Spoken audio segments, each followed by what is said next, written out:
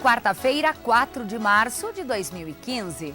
Seja bem-vindo, está começando o canal de notícias aqui pela UPF TV. Então fique com a gente e olha só o que nós preparamos para esta edição. O prefeito de Passo Fundo faz reunião almoço com lideranças para prestar contas dos 2 anos de governo. Vamos esclarecer as dúvidas sobre a declaração do imposto de renda. Você tem dificuldade para fazer a declaração?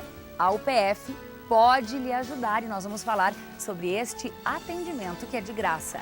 Defensoria Pública Estadual de Passo Fundo atende por dia cerca de 200 pessoas e a maioria dos casos é, na verdade, por procura de medicamentos. E ainda, veja como adaptar uma horta ou um jardim em um espaço pequeno. Então, continue com a gente porque aqui você já viu, né? Encontra mais conteúdo.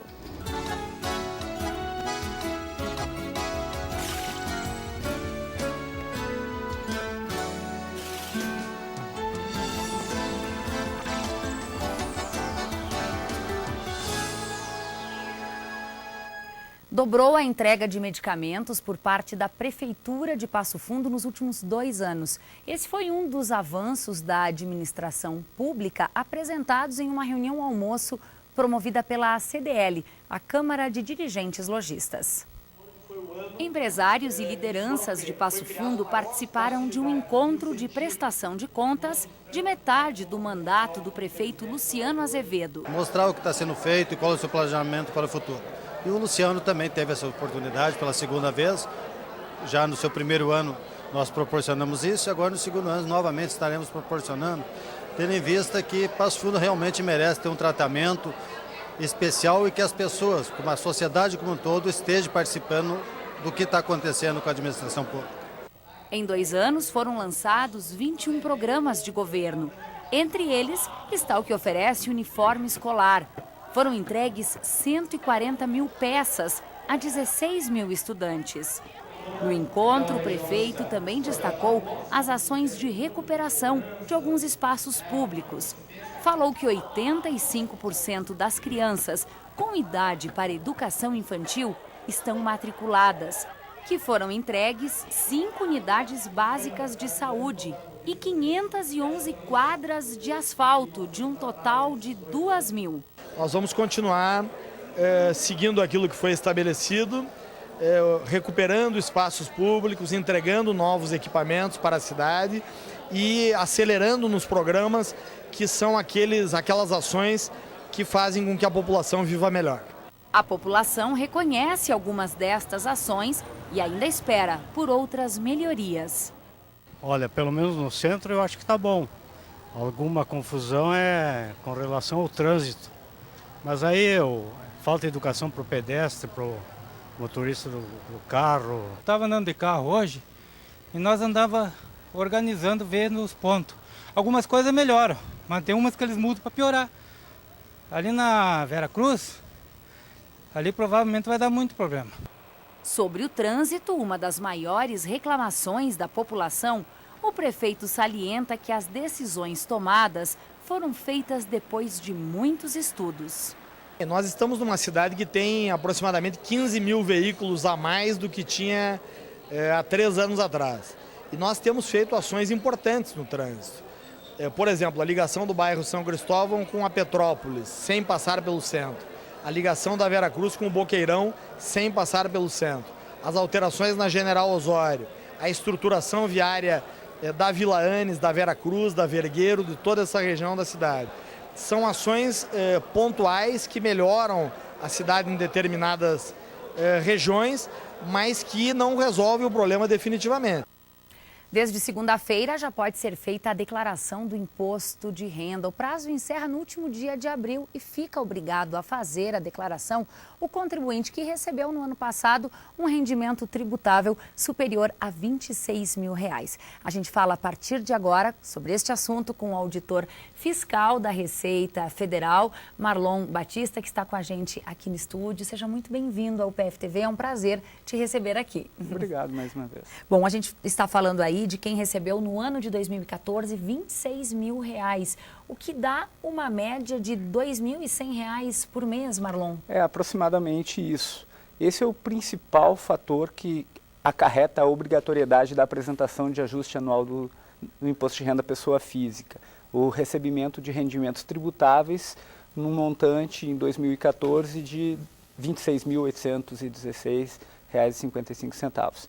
Esse é o principal dos motivos que gera essa obrigatoriedade, mas são diversos outros que nós demandaríamos um programa inteiro aqui. Então essas informações podem ser obtidas na página da Receita, ou com o seu contador, ou no projeto NAF aqui da UPF, como a gente vai falar mais a respeito. Daqui a pouquinho. Mas então, Marlon, tem uma outra situação que também nos parece presente, que de quem recebeu rendimentos tributáveis ou não tributáveis diretamente na fonte superior a R$40 mil no ano passado.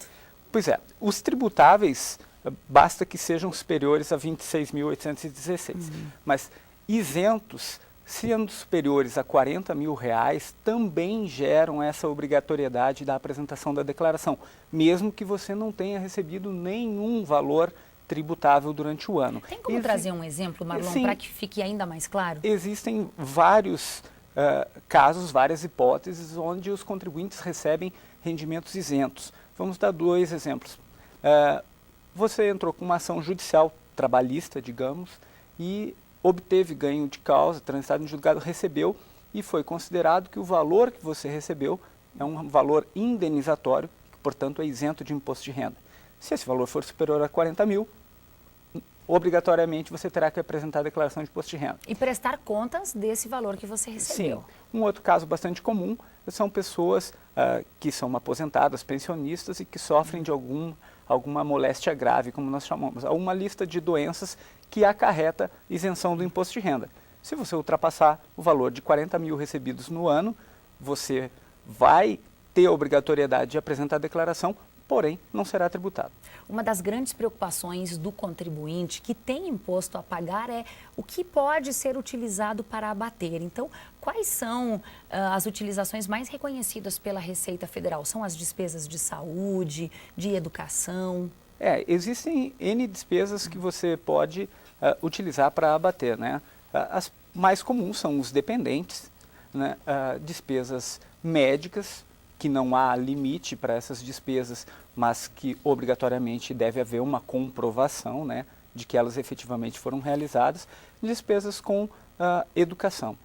Basicamente, essas três são as mais comuns que você tem que relacionar. Bom, nosso convidado aqui já falou do site da Receita Federal. Vale a pena você anotar aí o endereço, receita.fazenda.gov.br. Pode baixar o sistema pelo site da Receita e fazer em casa, por exemplo. Sim, tranquilamente. É muito fácil de baixar o programa e preencher essa declaração.